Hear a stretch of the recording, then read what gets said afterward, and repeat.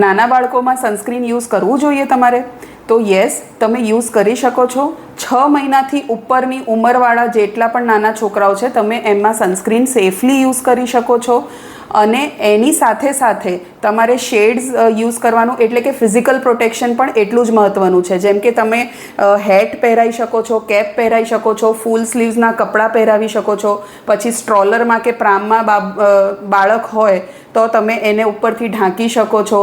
પછી umbrella use કરી શકો છો અને જેટલું બને એને છાંયડામાં રાખવાની ટ્રાય કરો.